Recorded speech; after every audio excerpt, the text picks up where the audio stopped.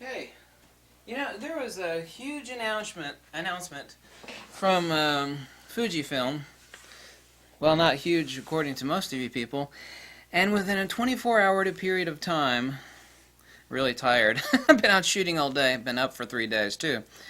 Sony and Fujifilm, within 24 hours of each other, both made significant announcements.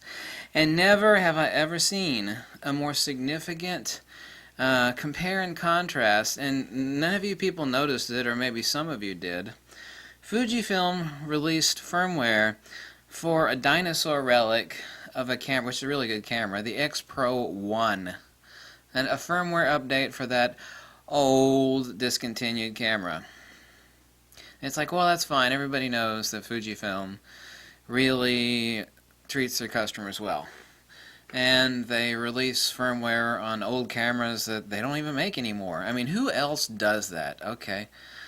Now, I don't care about if anybody buys a Sony or not. I mean, now a lot of the Sony people are saying that the A6500 that was just announced is not a replacement for the overheating and issue-prone A6300. However, in fact, it is. No matter how much they delude themselves, it is.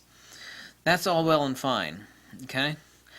I just want you to think a second about what these two companies do within this 24-hour period of time that is the perfect picture that I have ever seen as a compare and contrast between two different, I cannot call one of them a camera company because they're a consumer electronics company, but I've never seen a better comparison between two companies that manufacture cameras.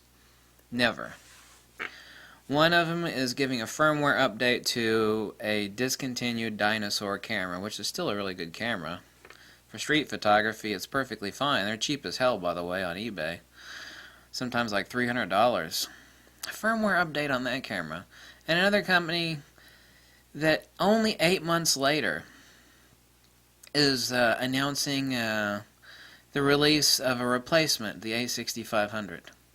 Now, I went to another YouTube photography channel, and I thought I would read through all the comments. It's the husband and wife team, and his video was fine. It was very accurate on the A6500. He actually, several times, accurately disparaged the A6500. At the very end of the video, towards the end, he said that he's pretty certain that the A6500 will probably still have the same overheating issues. Those are his words, not mine. He said that he absolutely did not like, and mentioned that several times, that the button layout, which he thought was horrible on the A6300, is exactly the same on the A6500, but that's personal preference. But I read through all the comments, just reading through the comments to see what people, would say. Not about his video, which was accurate.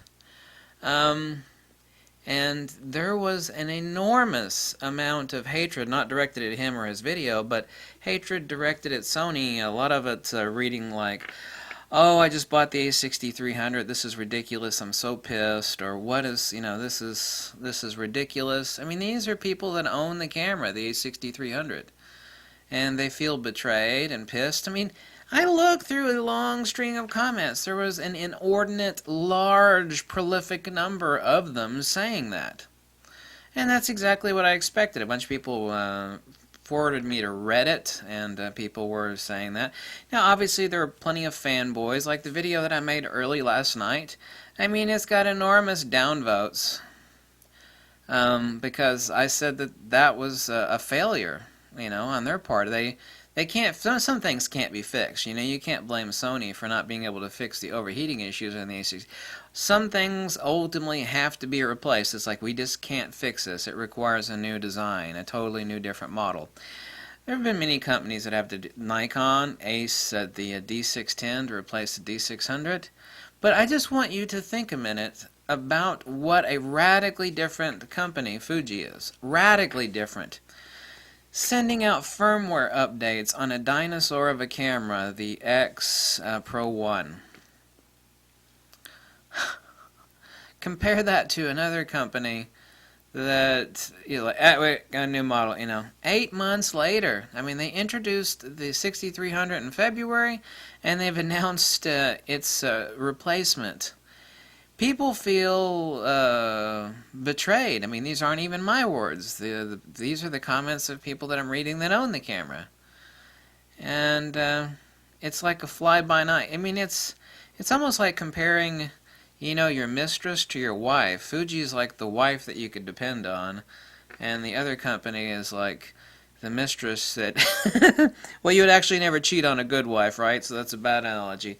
It's kind of like, you know, some sort of, you know, someone that you know that if you fell asleep that she'd, you know, steal your wallet and, you know, handcuff you to the bed or something, you know. I mean, that's a pretty good analogy. All of this happened within the past 24 hours. Fuji, firmware update on a dinosaur camera they no longer make. Other company, screw it, new camera to replace this bad overheating one, you know. And people are like, what? I just bought this damn thing. What? What? The word betrayal, I read the exact word betrayal many, many times from people that own that camera. And if you don't think that is not a clearer, more precise, more razor-edged examination of one company, Fuji, contrasted against another, there is no finer, more exquisite example than exists than that one that has been painted in the past 24 hours between those two companies.